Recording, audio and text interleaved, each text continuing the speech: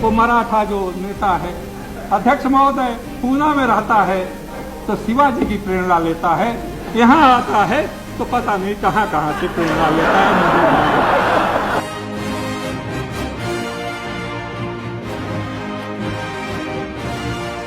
अरे भाई, नरसिंह राव तो मौन साधे बैठे हैं, भूमिका निभा रहे हैं ये, और ये शरद पवार की भूमिका नहीं निभा रहे, ये ललिता पवार की भूमिका निभा रहे हैं।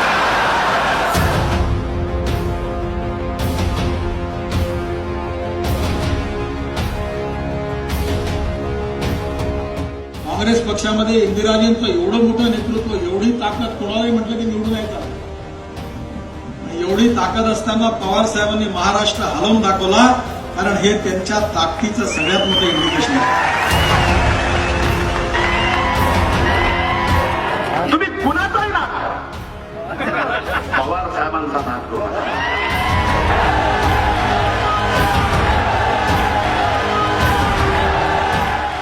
आणि आज सगळ्यांचं जिरवणार पवार साहेबांनंतर कोणाला जमणार।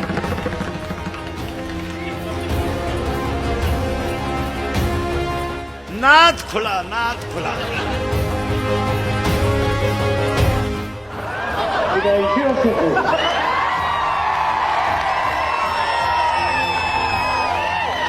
काय नाही सांगतो,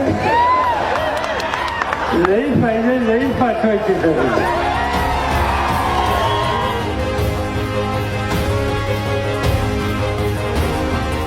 ज्यांच्या नावापुढे लागलेली अनेक दूषणं सुद्धा भूषण झाली।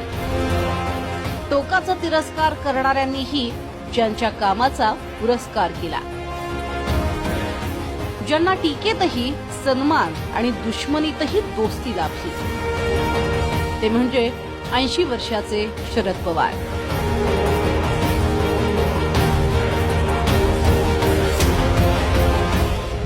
महाराष्ट्राच्या राजकारणामधला केंद्रबंदी कालही शरद पवार आहेत, आजही शरद पवार आहेत आणि उद्याही शरद पवार असणार आहे। तुम्हाला शरद पवारांवर टीका केल्याशिवाय you can love him, you can hate him, you cannot ignore him, हे परत एकदा सिद्ध झालं। दिल्लीनं आजवर प्रत्येक राज्यातल्या नेत्याला त्याच्याकडच्या आकड्यानं तोडलंय, नेत्यांकडच्या संख्याबळावर त्याचं राजकीय वजन ठरवलंय। मात्र पवारांसाठी या मोजमापाचं एकक बदलावं लागतं, कारण पवार राजकारणातल्या मोजमापाची फुटपट्टी कधी बदलतील याचा अंदाज ना काल आला होता ना तो आजपर्यंत आलाय।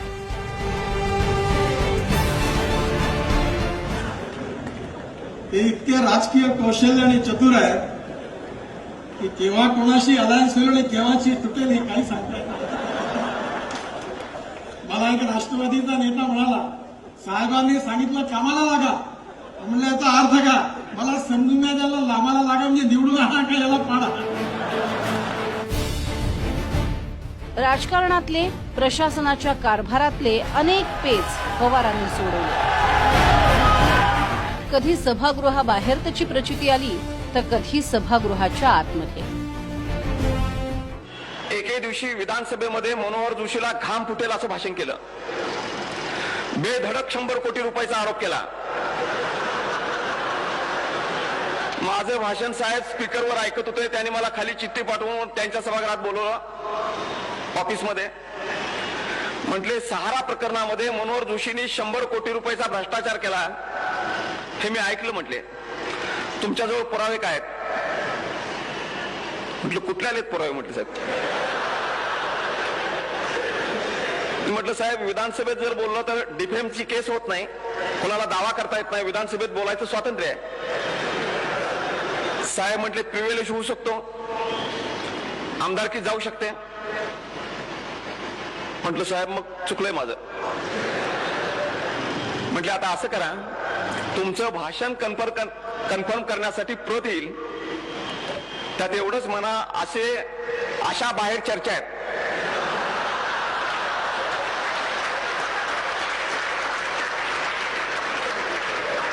सगळ्या भाषणाच्या शेवटी एक वाक्य घाला, बाहेर अशा चर्चा आहेत 100 कोटीचा आरोप। एखाद्या अडचणीत कार्यकर्ता सापडला, त्याला बाहेर निघायचं असेल तर आज सल्ला देणारं अनुभव संपन्न एकच व्यक्तिमत्व आहे, ते आपले साहेब आहेत. आणि पुन्हा मला कळलं की मनोहर जोशींनी प्रिव्हिलेज आणायचा प्रयत्न सुद्धा केला होता, पण ज्यावेळी प्रोसिडिंग बघितलं त्यावेळी शेवटचं वाक्य बघितल्यानंतर विधानसभेच्या सचिवांनी सांगितलं यात प्रिव्हिलेज मोशन होऊ शकत नाही, आमदारकी वाचली. आराराबा आणि पवारांमध्ये वेगळा जिव्हाळा होता.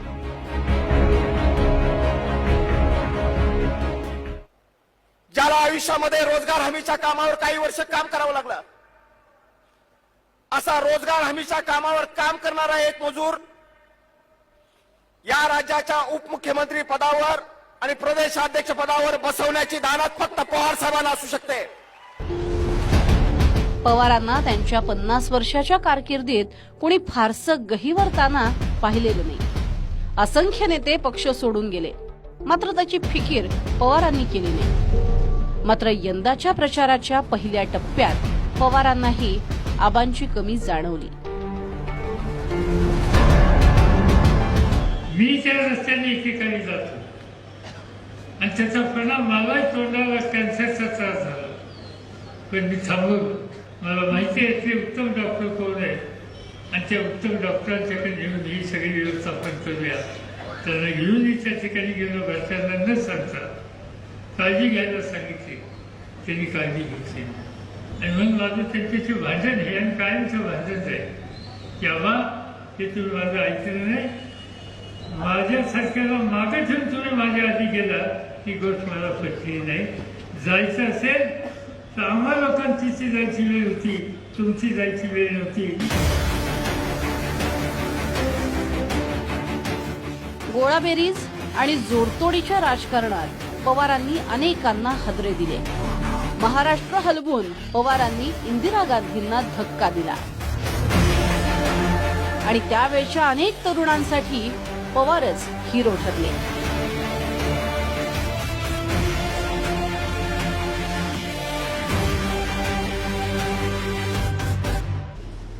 फर्ग्युसन कॉलेजला होतो, पवारसाहेब त्या हॉस्टेलला राहिलेले आहेत. पवारसाहेब मला 7-8 वर्षांनी पुढे होते, परंतु पवारसाहेबांना शबनम पिशवी घेऊन मी पुढे बघितलेलं आहे, अशी व्यक्ती मी आहे. त्या काळात दिल्लीला आव्हान देणारा कोण महाराष्ट्रात असेल तर फक्त पवारसाहेब होते. कैलासवासी इंदिरा गांधींना महाराष्ट्रातनं आवाज देणारा हा तरुण कार्यकर्ता, हे त्या काळातलं आमचं हिरो वर्शिप करायचं एक स्थान होतं. आमचे हिरो होते पवारसाहेब. ज्या इंदिरा गांधींविरोधात पवारांनी उभा दावा मांडला तेच पवार राजीव गांधींचे जवळचे मित्र बनले. ज्या सोनिया गांधींच्या विदेशी मुद्द्यावर पवारांनी बोट ठेवलं, त्यात सोनिया आणि राहुल गांधी पवारांशी आजही सल्लामसलत करतात. ज्या बाळासाहेबांनी पवारांना मैद्याचं पोतं म्हटलं, तेच पवार बाळासाहेबांसाठी शेवटपर्यंत शरद बाबू सुद्धा राहिले. पवारांच्या याच गुणांचं दिल्लीला नेहमीच कौतुक आणि अप्रूपही वाटत राहिलंय. वो मराठा जो नेता है, अध्यक्ष महोदय पूना में रहता है तो शिवाजी की प्रेरणा लेता है, यहाँ आता है तो पता नहीं कहाँ कहाँ से प्रेरणा लेता है.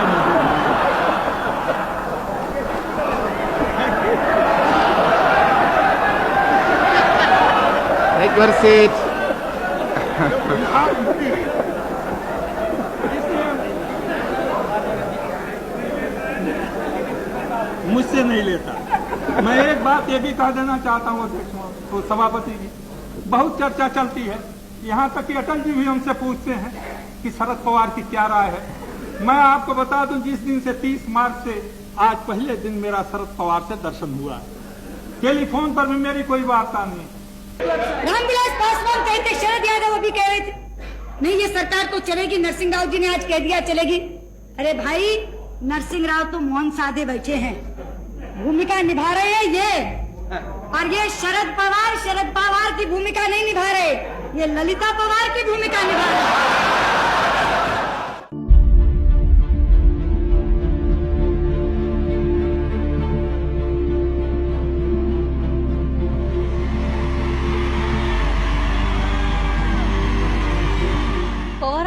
महाराष्ट्रातलं आजवर राष्ट्रवादीच्याच नेत्यांना कळलेलं नाही.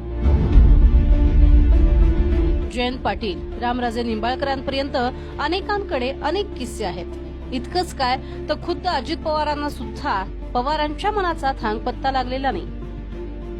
90ला मी आमदार झालो आणि सुधाकरराव नाईक साहेब मुख्यमंत्री होते. आम्ही त्यांच्या बाजूने, दुसरी बाजू पवार साहेबांची होती आणि पवार साहेबांनी त्यावेळी मला फोन करून सांगितलं की पद्मसिंग पाटील मुख्यमंत्री करणं आवश्यक आहे, ते चांगलं नेतृत्व देतील, त्या बाबतीत तुम्ही सूचना काँग्रेस पक्षात सीताराम केसरी येतील त्यावेळी करा. मी त्यांना त्यावेळी सांगितलं की माझा निर्णय झालेला आहे, मी एक बाजू धरली, आता बाजू धरल्यावर सोडता येणार नाही. ते त्यावेळी नाराज झाले, फोन बंद केला. पण त्यानंतर तेच मुख्यमंत्री म्हणून आले. आता तेच मुख्यमंत्री म्हणून आल्यावर आम्ही मंत्रालयाकडे जायचं बंद झालो एक 4-6 महिने. आपलं काय आता खरं नाही. आणि ज्याच्या मागे जाण्याची स्वतःची इच्छा होती ते पवारसाहेब दिल्लीला निघून गेले होते. म्हणलं साहेब, हे चंद्रबाबू येतोय बघा, कसा मानाने येतोय, मानाने जातोय तर जातोय. दिल्ली सरकारच्या तिजोरीतनं 10-20 हजार कोटी रुपये घेऊन आंध्र प्रदेशला जातोय. आपण कशासाठी दिल्लीला यायचं, आपणच महाराष्ट्रात परत या. साहेब माझ्याकडे बघून हसले. साहेबांनी हसले की याचा अर्थ काय काढायचा हे आजपर्यंत जगात कोणाला कळलंय असं मला वाटतं. मला काय कळायचं ते कळलं असं मी मानतो.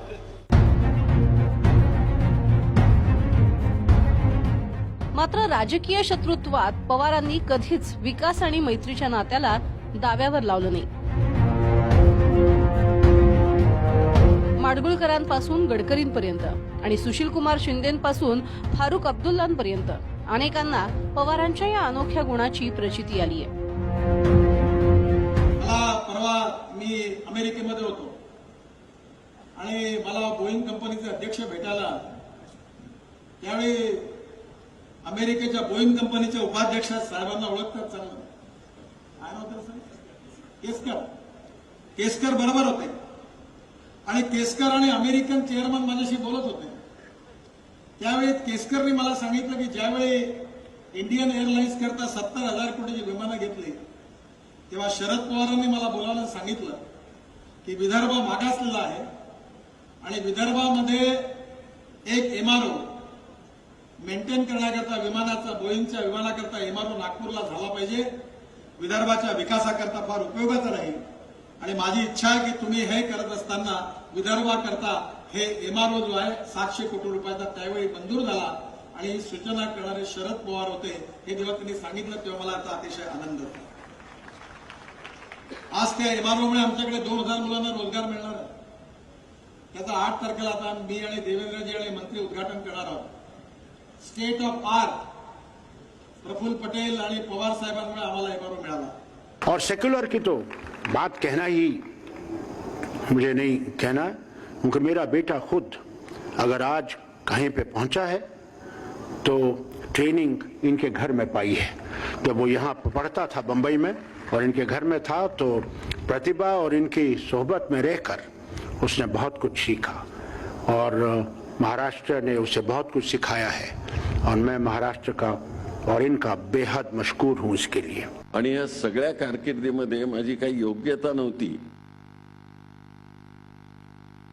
पण शरदराव प्रत्येक ठिकाणी ते सांगायचे, कधी पुलांना सांगायचे की असं असं शिक्षण करून नाईट हायस्कूल मधून आलेलं आहे, कधी चंद्रशेखरना सांगायचे, कधी RK सिन्हा सांगायचे. म्हणजे एखाद्याला पुढे न्यायचं म्हटलं तर अशा प्रकारे त्यांना वाढवण्याचं काम केलं. वाजपेयींच्या काळात एका विधेयकावरून विरोधकांनी राळ उठवलेली असताना पवारांनीच त्या विधेयकाच्या तथ्यात्मक गोष्टी मांडल्या आणि फक्त विरोधासाठी विरोधाचं राजकारण योग्य नाही असं म्हणत वाजपेयींचंही मन चिंगले. पोर्टो की बात चल रही है आजकल. अब उस दिन जब सर्वदलीय सभा हुई संसद भवन में, सब दलों के नेता थे, सब मान्य हैं, सब मित्र हैं. मैं देख रहा था कि किस तरह की प्रतिक्रियाएं उस सर्वदलीय बैठक में होती हैं. लेकिन उस बैठक में भी मैं शरद राव की प्रशंसा करने के लिए इसका उल्लेख नहीं कर रहा हूं. जहां नकारात्मक स्वर सुनाई दे रहे थे, चालणार नाही, आम्हाला फोटो चालणार नहीं। उसमें शरद राव का भाषण एक अलग रवैया लेकर आया, एक अलग रुख लेकर आया। उन्होंने विधेयक को पढ़ा, इतने सुझाव, इतनी गहराई से अध्ययन। पता नहीं सब विरोधी मित्रों को उनका भाषण रुचिकर लगा या न लगा। सचमुच में विधेयक में कुछ कमियां हैं और शरद राव के सुझावों को गंभीरता से लिया जाना चाहिए। जहां संभव है वहां उनका समावेश किया जाना चाहिए। किल्लारी भूकंपानंतर अवघ्या काही तासात पवार तिथे पोहोचले। त्यानंतर त्यांनी ज्या वेगानं मदतीचं काम हाती घेतलं त्याचे दाखले आजवर दिले जातात। काही दिवसांपूर्वी त्यांचा हा व्हिडिओही व्हायरल झाला होता। गावात यादी केली का? हो केली। यादी तयार ठेवायची, प्रत्येकाचं नाव, त्याच्या घरात माणसं किती आहेत, आणि ती यादी तयार करून जो काय माल येईल लोकांच्याकडनं मदतीचा, ते मग सरपंच, पोलीस पाटील, एखादा मागासवर्गीयचा प्रतिनिधी घ्यायचा, एखादा तरुण मुलगा घ्यायचा, आणि त्या 4-5 लोकांनी सगळ्यांच्या समोर वाटप करायचं। सगळेजण हातभार लावायला तयार आहेत। आज एकदम 20,000 घरं बांधणं काही सोपं नाही, ते काम आम्ही घेतोय। त्याचं कारण एक तर सरकारचे पैसे आहेत, काय जर कमी पडले तर मी सरकारची बाकीची कामं थांबेन, पण तुमचा निवारा दिल्याशिवाय आम्ही काही त्या ठिकाणी।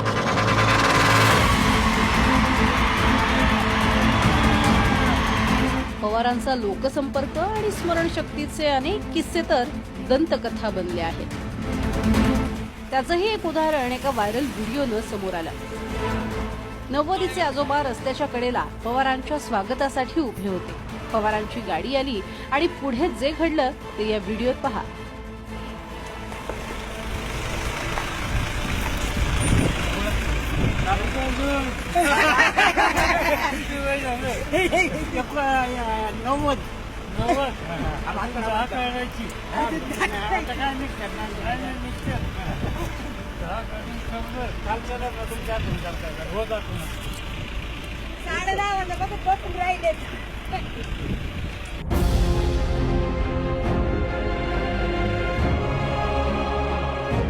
आपल्या पीए पासून ते ड्रायव्हर पर्यंतच्या अनेक छोट्या छोट्या गोष्टींची काळजी घेणं हा पवारांचा आणखी एक गुण आहे।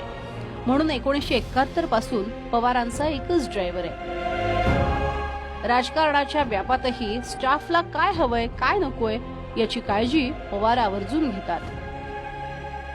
स्टाफला चांगलं सांभाळतात, कुठे जातील तिथं दौऱ्यात बिवऱ्यात जेवणाची बिवणाची झोपण्याची सगळी व्यवस्था करायला लावतात तिथल्या माणसाला। एखाद्या कार्यकर्त्याला हाक मारली नावाने तर तो विचार पडतो की माझं नाव साहेबांना माहिती आहे म्हणून। सरकडे वाटलं तिथल्या त्या मॅनेजरला सांगितलं हे आता रात्रभर झोपलेलं नाही, ते आता इथे झोपतील आणि त्या जोपर्यंत स्वतःहून उठत नाही तोपर्यंत उठवायचं नाही एवढं सांगून मी तिथेच झोपतो आणि ते पुढच्या प्रचाराला निघून गेले तिथून। अच्छा। आणि मी रात्री 8 वाजता उठलो। ओके, पण तुम्हाला उठवलं नाही? पवारांची मेहनत तर भल्या भल्यांना थक्क करणारी आहे। त्यांच्या याच गुणांचं अनेकदा विरोधी वाकांवरूनही कौतुक झालंय आणि लोकांना त्यांचा हेवाही वाटत आलाय। तरुण पोरांनी पवार साहेबांकडून एकच घ्यायचं महाराज, 80 वर्षात त्या माणसाकडे इतका उत्साह आहे। 80 अक्कल बंद होती माणसाची। 80 महाराज कोण प्रवास करतोय? काय बोलायच्या गोष्टी सोप्या आहे का? इथं 2 दिवस आळंदीला आला तर 3 दिवस उठला नाही। तकलीफ झाली। तुम्ही भारी का अभ्यास करा, तुम्ही मी पक्ष समोर होते त्याच्याशी काय आपल्याला घेणं नाही। आपण फक्त व्यक्तीच्या कर्तृत्वाला किंमत देणारा माणूस आहे। कला, साहित्य, क्रिकेट, सिनेमा, नाटक अशा सर्वच क्षेत्रात पवारांनी आपला ठसा उमटवलाय। म्हणूनच आजही या क्षेत्रात पवारांचं नाव आदरानं घेतलं जातं। त्यांनी केलेली मदत, अडीअडचणीला धावून जाणारे पवार सर्वांनाच हवेसे वाटतात। हार सिनेमा दिल्लीला दाखवणार होते। शरदरावांना मी म्हटलं, शरदराव माझी आई आली तर चालेल का? हो चालेल ना मॅडम। त्यांच्या विमानातून खास माझी आई सुद्धा तिथे मी घेऊन गेलो दिल्लीला आणि राष्ट्रपती भवनामध्ये तिथे तो चित्रपट दाखवला जात होता। चित्रपट संपल्यानंतर माझ्या आईची ओळख करून देत होतो मी. राष्ट्रपती आईनी नमस्कार केला, पंतप्रधान नमस्कार केला, शरदराव होते आणि म्हटलं आई शरदराव. आई माझी 96 वर्षाची आहे आता. म्हटलं हे शरदराव आपले संरक्षण मंत्री आहे. आईनी शरदरावांना असं करून बाबा कसा आहेस. मी पहिल्यांदा शरदरावांना हळवं झालेलं पाहिलं होतं. मला आजही फार छान वाटतं शरदराव, तुम्ही त्यावेळी मला ज्या पद्धतीनं वागवलं आजही वागवताय, उपकृत आहे. बेळगाव मधल्या इंदिरा संत ह्या आमच्या कवयित्री फार मोठ्या, त्यांनाही नॅशनल अवॉर्ड मिळालं होतं. परंतु मुंबईच्या सचिवालयातल्या बाबूंनी जी यादी केली पुरस्कारकर्त्यांची त्यामध्ये इंदिराबाईंचं नाव नव्हतं. शरदरावांनी धोरण म्हणून एक जाहीर केली योजना आणि राबवण्याचं काम बाबू लोकांचं होतं. तर कर्नाटकामध्ये बेळगाव हा कर्नाटकामध्ये आहे, तो महाराष्ट्रामध्ये नाही. आणि GR मध्ये असा उल्लेख होता की फक्त महाराष्ट्रातल्या लेखकांना किंवा कलावंतांना तो पुरस्कार द्यावा. मी शरदरावांना सहज म्हणालो का हो आपण बेळगाव सोडला का, सीमाभाग सोडला का, परवाच आपण जाऊन आलो तिकडून. तर म्हणजे असं का म्हणता. म्हटलं आमच्या इंदिराबाईंना पुरस्कार नाही. तत्काळ त्यांनी काही चक्रजी सरकारातली फिरवली आणि 8 दिवसाच्या आत महाराष्ट्र सरकारचा खास दूत 1 लाखाचा चेक घेऊन बेळगावला इंदिराबाईंच्या घरी गेला.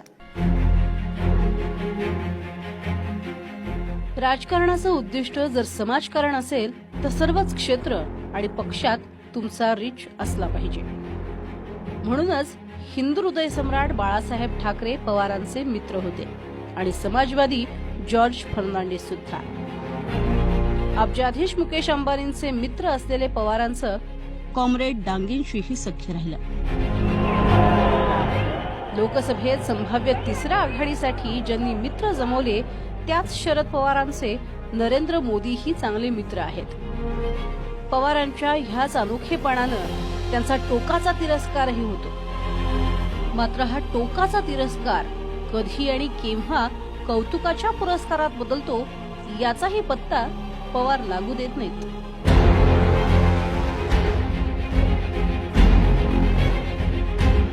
अजय सोनवणेसह ब्युरो रिपोर्ट TV9 मराठी.